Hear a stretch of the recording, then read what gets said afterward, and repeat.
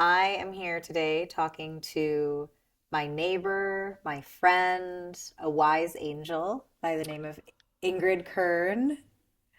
I am Corinne Rose Gurgis. Today, just Ingrid's friend, or I have the privilege of talking to her about her incredible 81 years on this planet and infinite years on all the other planets. Mm. And I am going to hand it over to her to introduce herself. Ingrid, could you tell people just a little bit about who you are, a few ways that you identify, and what you know about yourself? My name is Ingrid Kern, and I am, I am, I am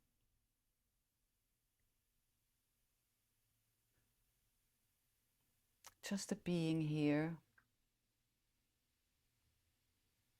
experiencing life with other human beings, enjoying my experience, and having fun. That's all we can ask for out of life, isn't Yeah, it? yeah. Well, thank you so much, Ingrid. Thank you.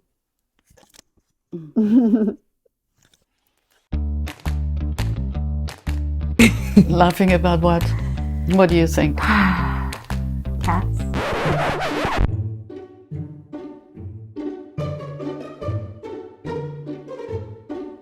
Cat? We're always laughing about cats. I don't know if we laugh about cat all the time.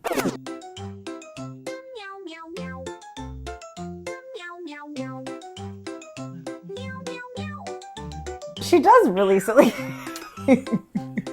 Yeah, especially with a name like Cat. you know? Yeah, that wasn't my choice, Oh, whose choice? actually. Whose choice was that? I had named her originally Professor Drake McGonagall. Oh, a short name. I was in the middle of reading Harry Potter, Mm. and there was a character that can transfigure into a cat, and her name was Professor McGonagall. And how did it turn to Cat? And so I would tell people her name, right? And then they would just look at me kind of funny. And then one day, my boyfriend at the time, he just started calling her Cat, like said, Cat, Cat, come over here. And then my dad came over one day and he started calling her Gato, like in Spanish. Yeah. And I was like, so both of you think her name is just Cat, Mm-hmm. but in a different language. And then my ex-boyfriend said, Cat, short for Catherine. And I said, she does look like a Catherine. She's Okay. she's an elevated Okay. French kitty. I think it's simple. She's like, I am a cat. Okay. She understands her identity. Plus, it makes people laugh. It makes people laugh. Every Okay. time they say, what's her name? And I say, Cat. They just get a little smile on their face. They chuckle. Okay. I like when people smile. Well, I call her anything but Cat. What do you call her? Snoopski. You guys are like best friends. Except for that one time. Kat had a little bit of an episode with Ingrid. But they've recovered. Yeah. Yeah. I moved in here 3 years ago.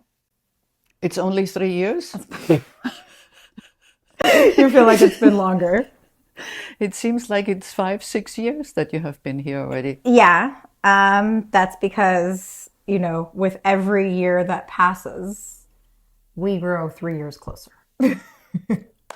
Right? That's a logic. Yeah, I think so. I Must be think so. Canadian. Yeah, yeah.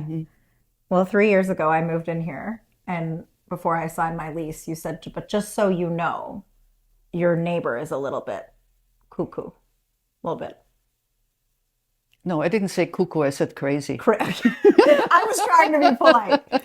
You said, just so you know, you might have some problems with the neighbor. She's a little bit crazy. And you sent me a little bit into a spiral for like a brief moment I know. until I realized you were talking about yourself. And to this day, I still think about it often because I think most people who live next to the manager of their building would be afraid of that. They would be? Why? Maybe. Why? Because, I don't know, they would just think, you're a hawk in the building or something, or they have to be on their Best behavior. Best behavior. Well, they should be. I think my behavior has improved. Excuse me, I have something in my throat. But it really has been a growing experience to live next door to you.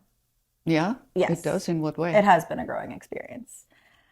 Well, I like to say to you that I am in my 30s and you are in your 80s, and yet you have more energy in your pinky finger some days than I have in my whole body. That is true. Yeah. Yeah, that is true. And every day that I see you alive in this world, in the unique way dead, right? that Ingrid lives life. Oh, I see Ingrid. Oh, she's dead. Oh no, she's alive. Ingrid can never die. I'm sorry. No. It's not possible. The spirit will live on for generations to come. For me, there's something inherently inspiring about the way that you live your life, because I go through life like most women in their early 30s under the misconception sometimes that for some reason life is ending or counting down as I age, which is such a silly thing for someone to think at 33 years old. I think that probably most of human beings are thinking that way and not living in the moment. And I think when I got here, I was stuck in a little bit of that loop, which is strange because I had just moved to a new country in a new city.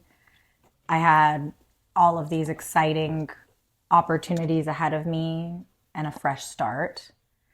But there was a part of me that was a little bit crippled by the idea that moving somewhere new in your 30s is very challenging because it's going to be hard to make new friends. It's going to be hard to put myself in new environments and situations that aren't necessarily built for making friends. Like when you're in college or when you're younger in schools or when you first start a new job, you're able to make friends. When you just move somewhere, I think we get stuck in this thinking that you're not going to be able to make friends. I didn't expect my first real friend to be a woman in her 80s. And what I started to realize as we got to know each other was that everything we know about age and about what we tell ourselves is going to happen or what we're afraid of is really up to us, and about how we see life and this journey that we're on in life. So with that, I really wanted to share you Thank you. Thank you. with people, because as women, we are so entrapped by either our own fears or the things that society has projected onto us about what it means to grow old. And I don't see you as growing old. Every birthday that you've had since I moved here, I've seen a woman getting more in touch with herself, taking more risks, doing more amazing, incredible things. And to me, every time I look at myself and start to kind of complain or challenge my energy levels or tell myself stories about getting older and losing something, I remind myself, there's someone living next door to you who has more energy in her pinky finger than you are telling yourself you have right now. Okay. Well, thank you. Thank you. Thank you. I have a question. Why was it more important to you to look for a friend or to search for a friend than to be more concerned that you take care of yourself when you moved here? That's such a good question. That's such a good question.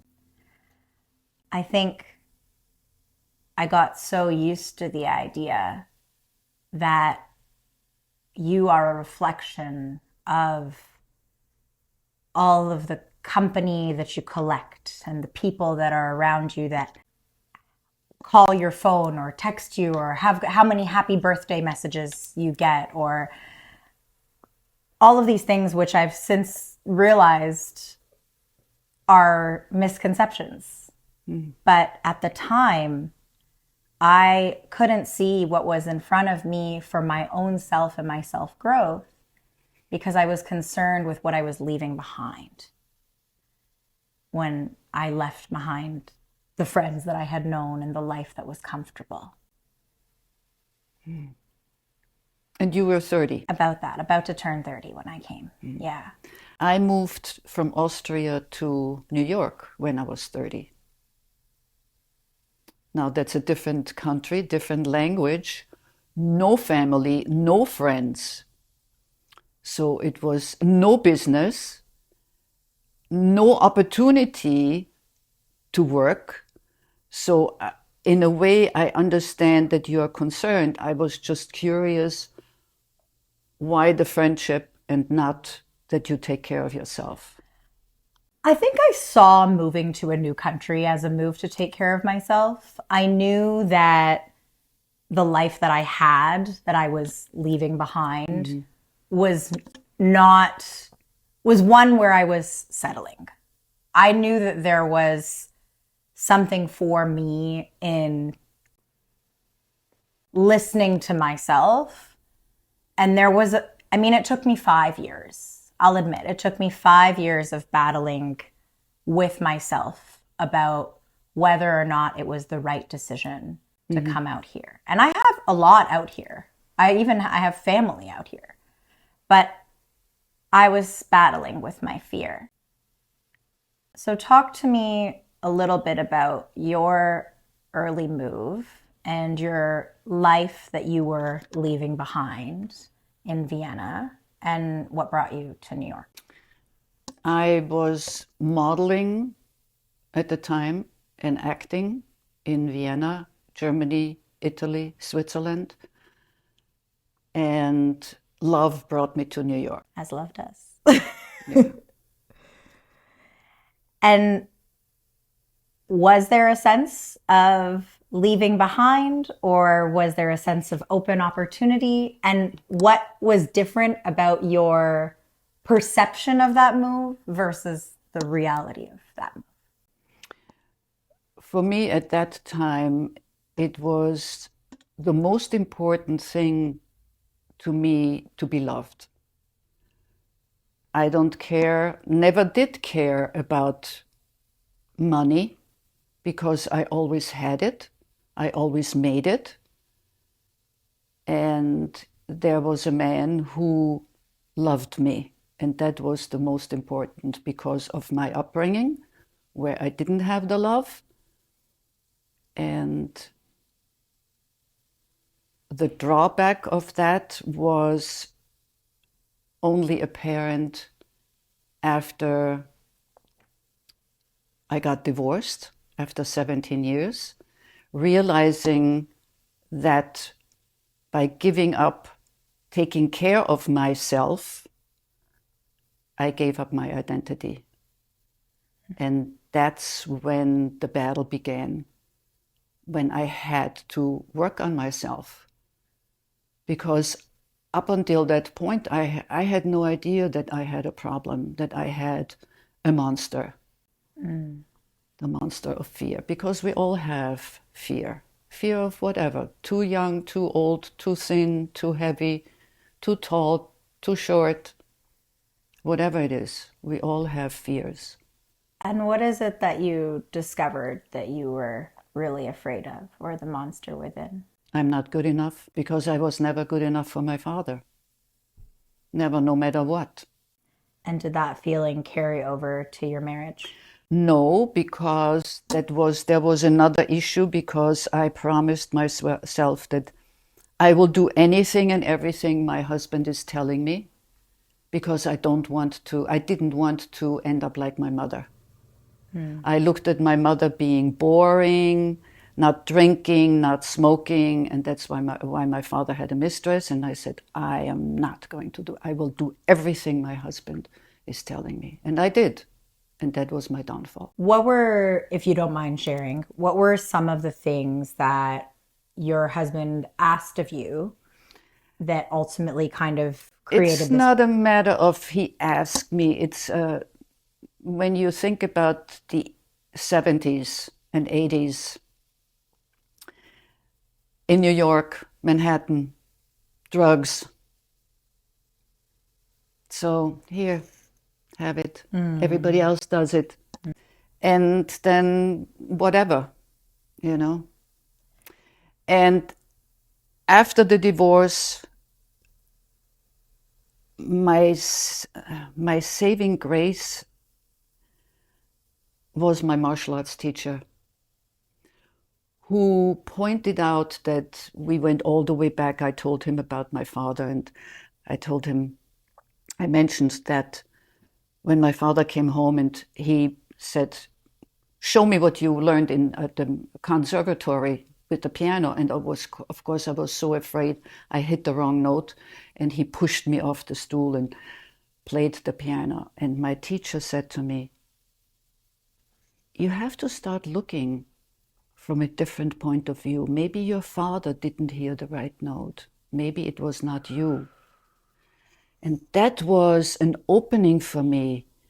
It was amazing. And then I was involved. I mean, not involved. I was privy to meet so many grandmasters, and it was just Asian grandmasters, you know.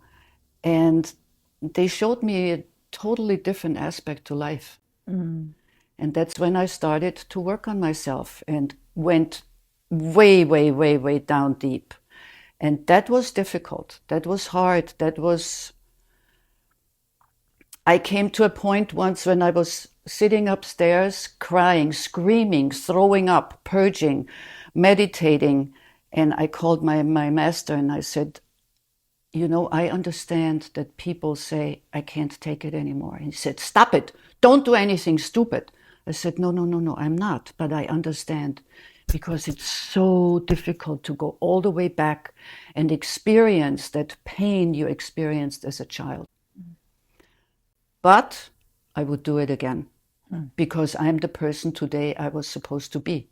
A lot of people who know they have to go back into their pain and their childhood trauma are understandably afraid of doing it because of reliving that experience.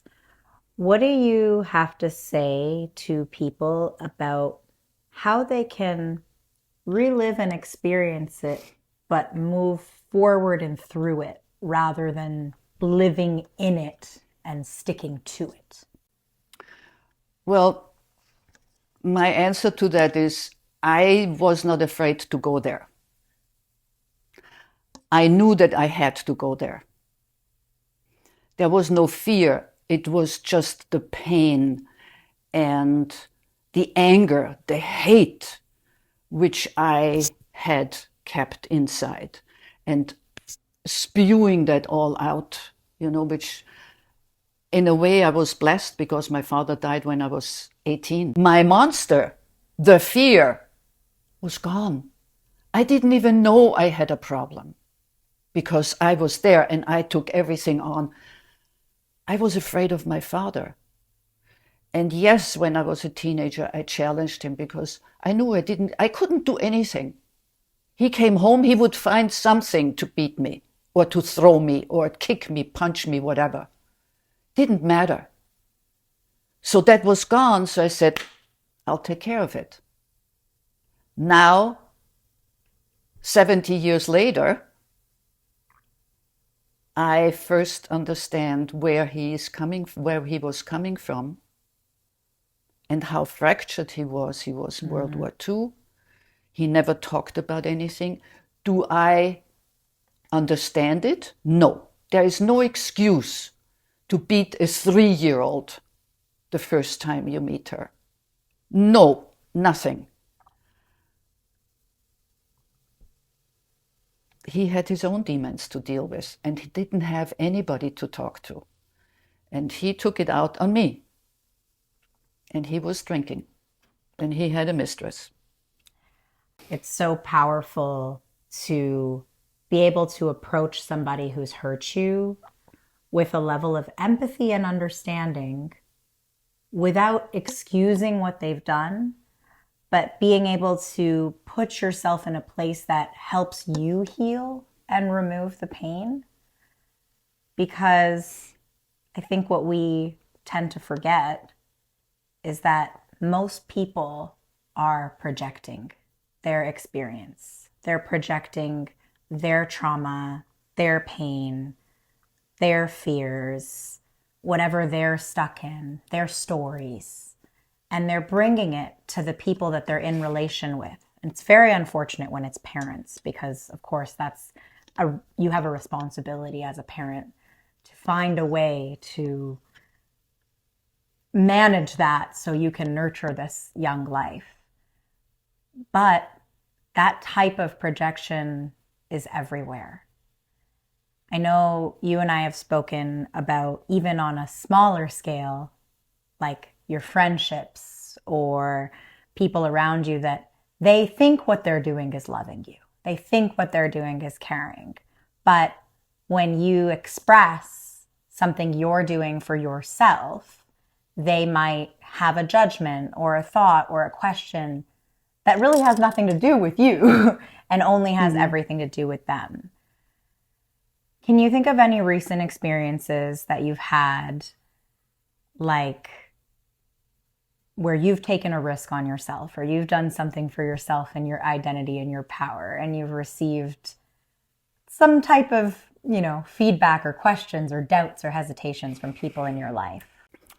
The first time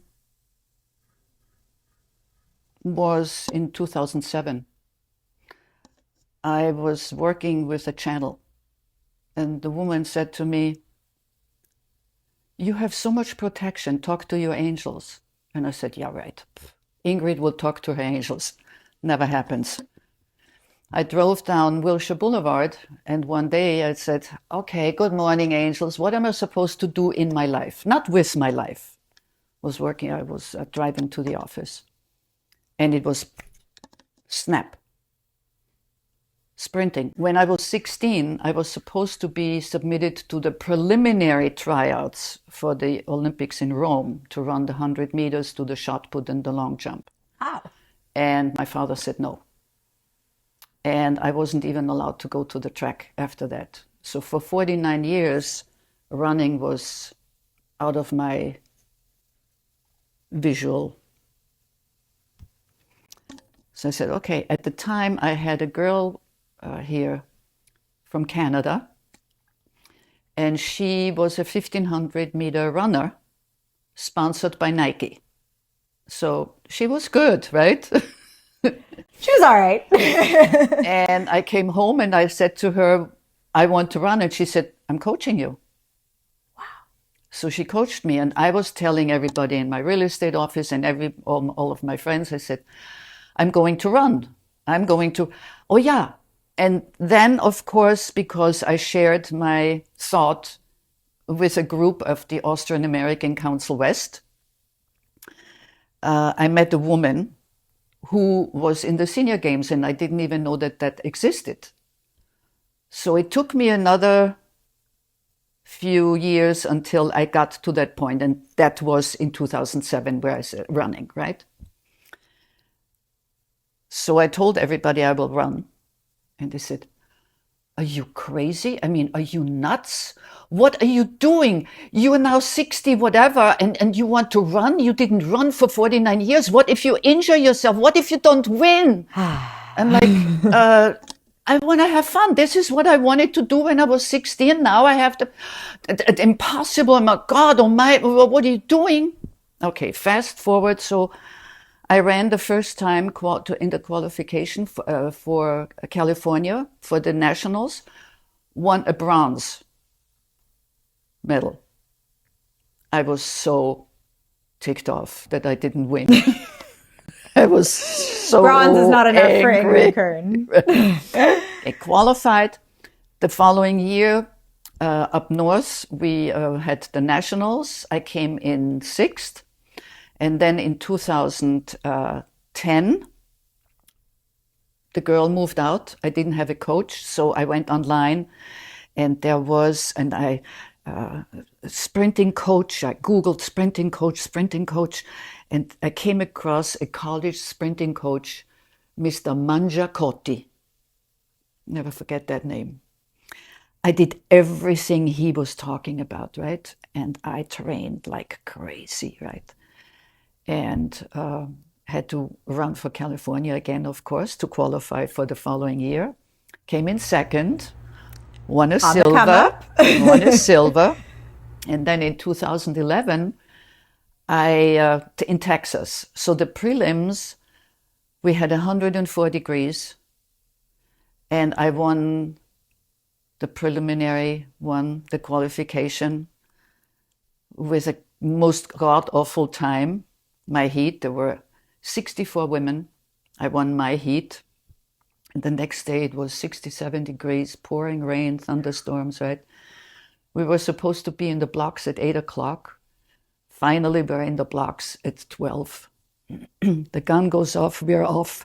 Excuse me. But the 5th step, it goes, and I'm like, and this is how my brain worked. I thought I am standing still. And I said, I cannot make another step. I'm so much in pain. To hearing my father's voice right here, run, just run. So I ran, finished 7th overall with a torn hamstring. Couldn't walk after that, but he made good. He made good. He made me finish what I started.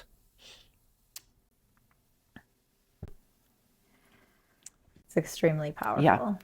And then I had to stop running. I went to my acupuncturist and he said, you have to stop right now. And I got a coach, and we started, limping, And then I came to the office and people said, you're not running anymore?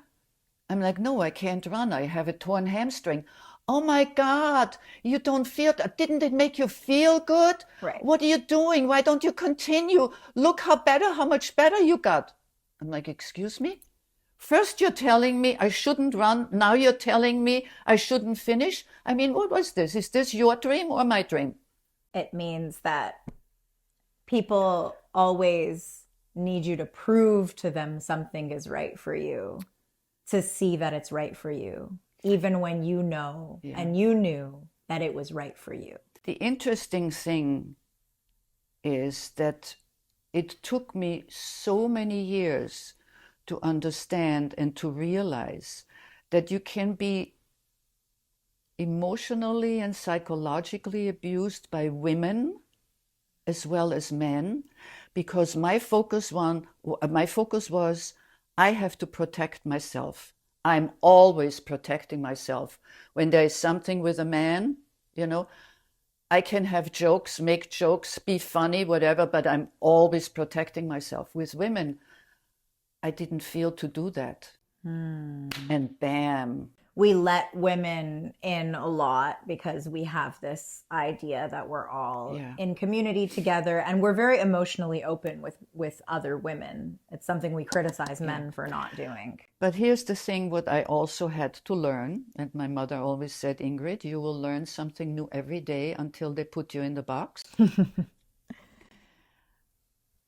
I always felt my excuse was when people pointed something out, you know what, that's not your friend. How is she treating you? And I said, oh, don't worry about it. I'm used to it. And then one day I woke up and I said, well, wait a minute. What am I doing to myself? People will do and be and behave of what they do, no matter what I do. It is I who allowed it to happen to me, that I accepted that behavior, that treatment. And now I'm saying no. But it takes a while, and it takes courage, because you're eliminating people. Saying no, as you said, is something that I think, even just started to teach women to do with men, teaching it to do with just anybody, just standing in your boundaries, in what you know is your worth, and what you can detect in your heart and your gut is mistreatment. It's a very challenging thing that there's no really guidebook or rule book. But if you had to give a little bit of a guidebook or a rule book, let's say 2 or 3 main ways you've learned to stand in your boundaries or to carry yourself with your worth in relation to other people, what would you say is like the secret sauce? I think the most important is that one knows who they are. Who are you? Love yourself. If you don't love yourself, that's why I said, my fear, my monster was I'm not good enough. I'm not good enough. I have to do this to please them, because there was still that father figure. And my psychologist said, Ingrid, whatever you experienced as a child will stay with you forever. But you're not 3 years old, you're not 5 years old, and you're not a teenager. You can walk away. And it took me a while to understand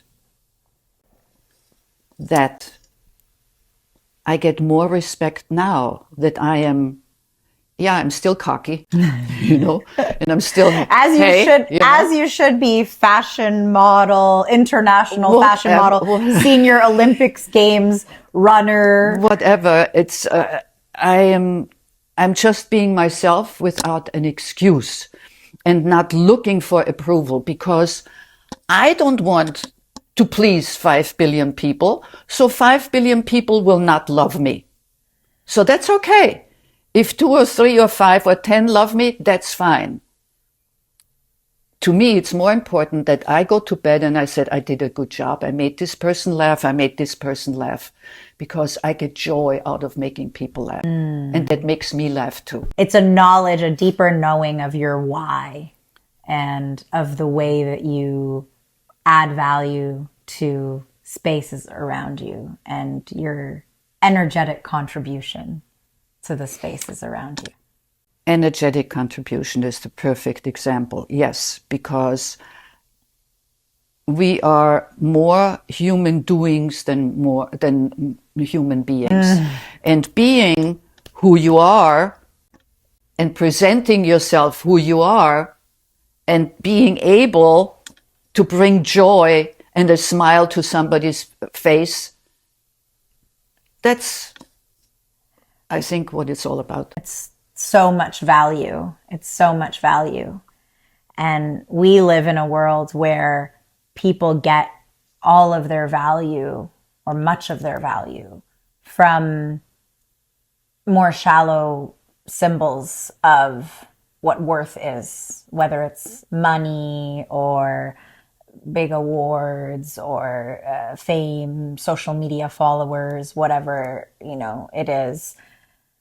The idea that something so simple as just making somebody laugh, it's almost revolutionary to say that that is the source of value and fulfillment, that's enough, more than enough. Life is simple. People make it more complicated. Amen. Mm-hmm. Amen. When you were younger, you participated in the fashion industry, international modeling, and you did some catalog. Yep. You did some theater. Yep. Tell us a little bit about that experience. And obviously that was a different time than now, but we're talking about themes of self-worth, loving yourself, and we all know that the industry, as it pertains to modeling or acting or any of those things, especially for women, is a very challenging one when it comes to self-love, self-worth, and you're constantly being judged and told you're good enough, you're not good enough for this Yeah. and that. What does that look like for a young Ingrid? The interesting thing is because when I left my house, my home, and then my father died a half a year later, and I started modeling probably a year later, I had no fear. I was myself at that time, and I was whatever I felt like. And the companies which hired me, they knew I'm a little different. I am not that, I was never a high fashion model. I did catalogs, I did commercials and advertising, and I couldn't care less what the people think about me. I was who I was. And yeah, people, I mean, my model friend, not the real friends, but my model friends, some of them, oh, look at her, she married a man who has no money. And I was like, excuse me, we love each other, okay, stay out of my face. And of course, it was the 60s in Vienna, totally different time, right? And the theater, totally different environment, camaraderie, family, nice, beautiful feeling, home, amazing difference. I was so blessed to be one season with one of the greatest actors and had a small part because I was a model and I had to take my clothes, I mean, not all the clothes off, but I was in some lingerie, and an actress wouldn't take off and play in lingerie on the stage, so they hired me. And then after that, the director of the big house offered me a part, but at that time I already was making so much money modeling and I couldn't have an understudy, so I chose modeling over acting. And here it was handed to me on a silver platter, what I always wanted, and I chose modeling because I made the money. For the money. Yeah. Do you carry regrets about that? No. Because No. every No, experience. because I was traveling the world. We went with Triumph International, it's a lingerie company. We went to all the major, to the capitals of all European countries. We went to Beirut. We got out of Beirut a day before it was bombed. We were treated like queens.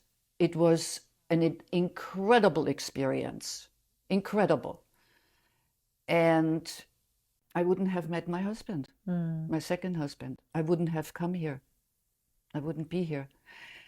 And I never felt I belong in Vienna. Maybe because of my upbringing, I don't know. Even going back until this time when I was in Vienna last December, I never felt I belonged in Vienna. I always felt different. And I am different from many Viennese people. I think you're different from many people. I don't know if it's just Vienna. Oh, well. Bless oh, you well, and your yeah. differences.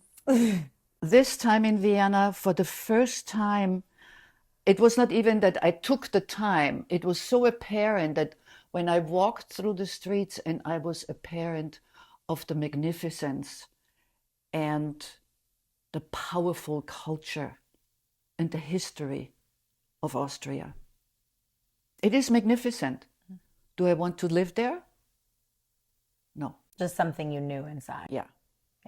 I feel like your story is so colored with so many moments of checking in with yourself and Yeah, It's like, I mean, everybody's life is a bit of a choose your own adventure. And there's sure. a million and one paths we could have taken at these little forks in the road. And sometimes it was for the right reason or the wrong reason, but it's what happened.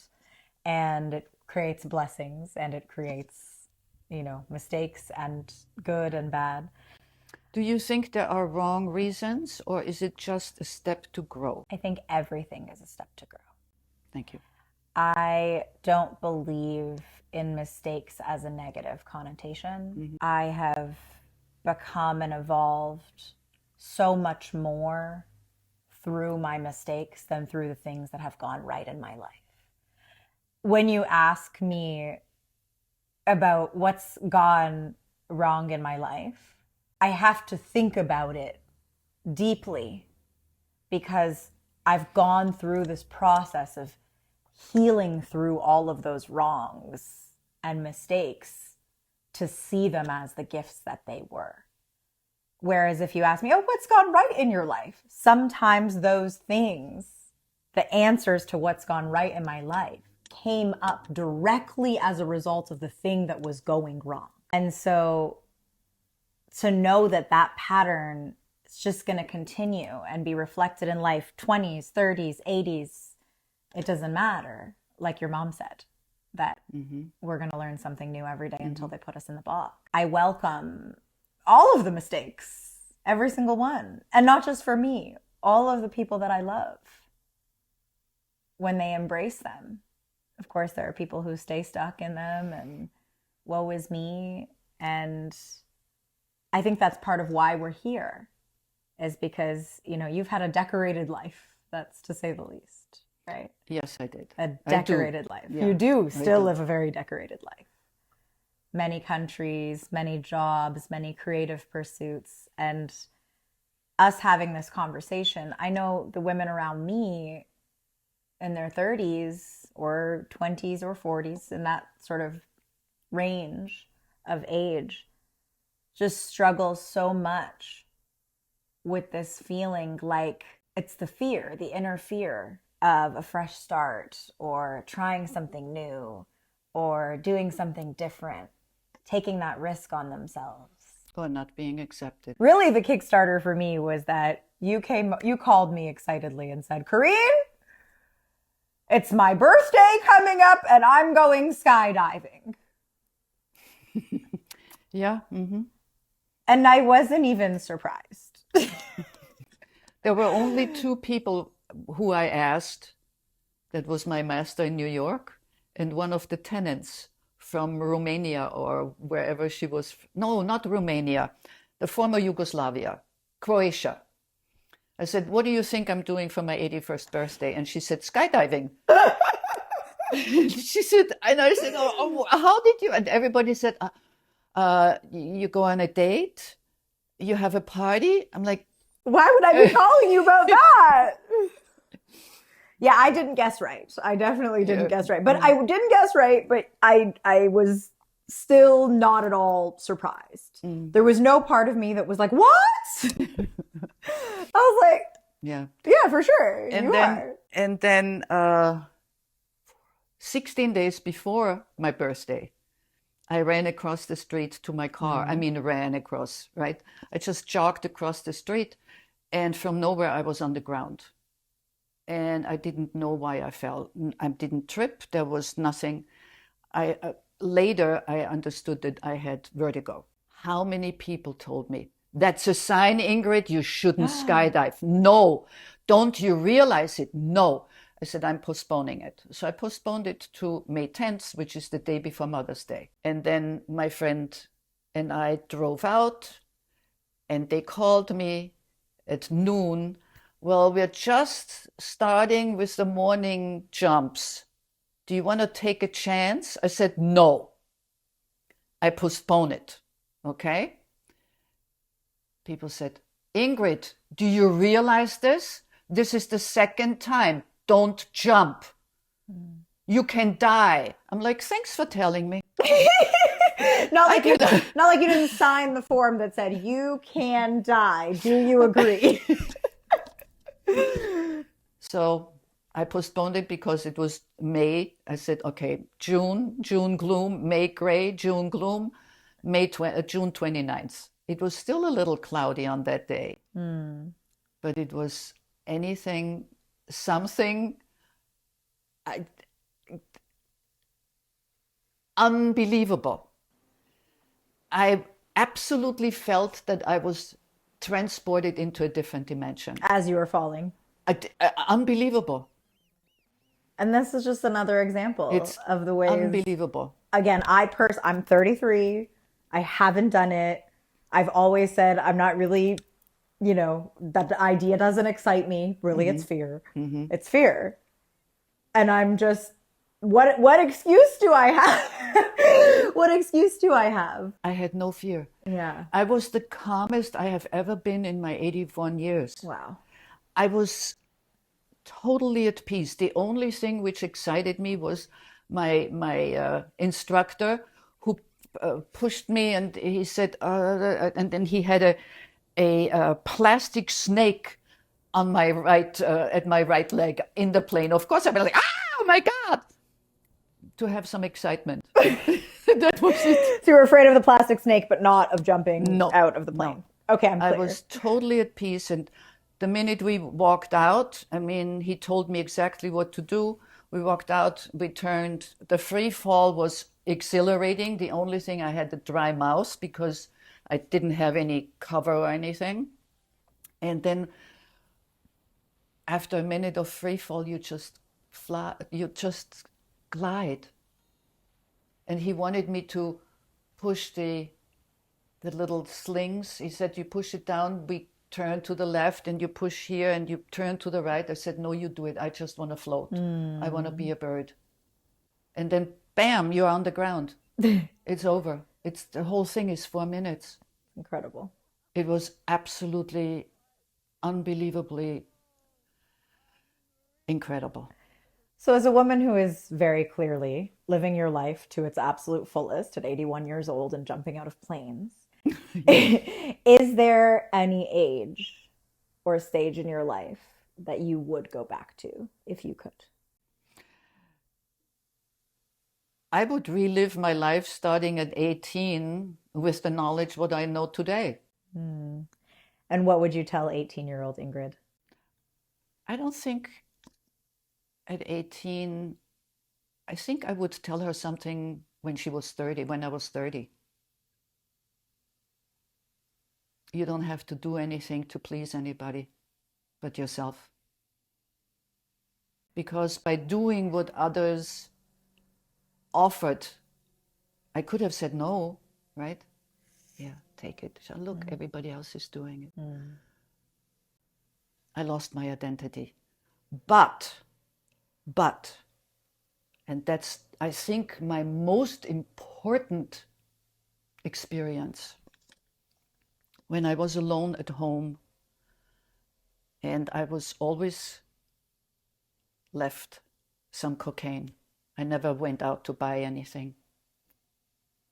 At 3 a.m, I was sitting in front of the bed and I was snorting cocaine, and I said, I swear on my mother's life, that's the last time. And I looked up and I looked in the mirror and I thought I saw the devil, and I was shaking.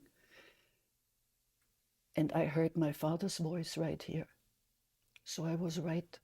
You will end up dead or in the gutter. And he told me that when I was 16, and he ripped open my diary and read that I had sex with my boyfriend. I took the thing, went downstairs, threw it in the trash compactor, and never touched it again. And then through my doctor, who told me, oh my God, you're so strong. And I said, well, if I can do it, anybody can do it. But I realize I am strong and I am powerful. He saved my life. He made me finish running. And he made good when I was meditating, holding my back, when he trampled on me. And the channel said to me, he's only allowed to get in touch with you 3 times.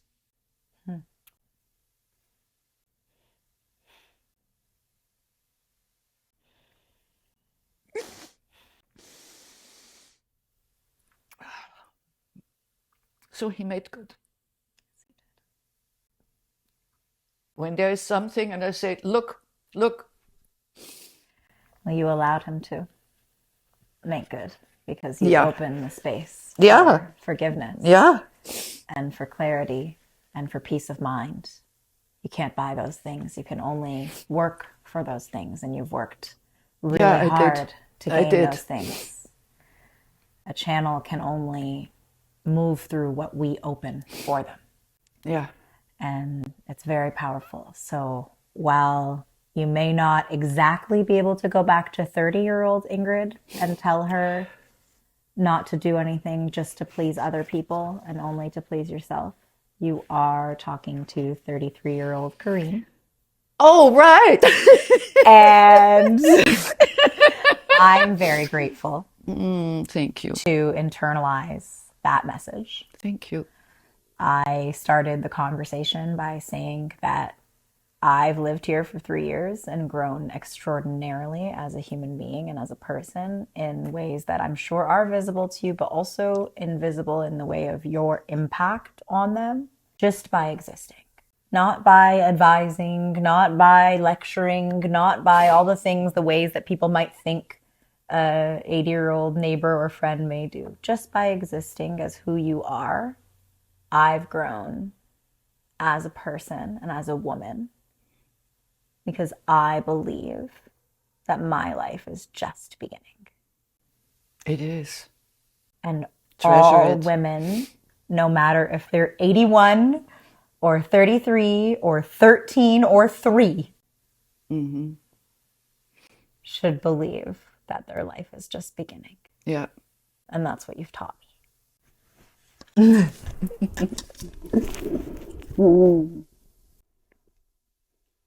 Thank you for doing this. Thank you.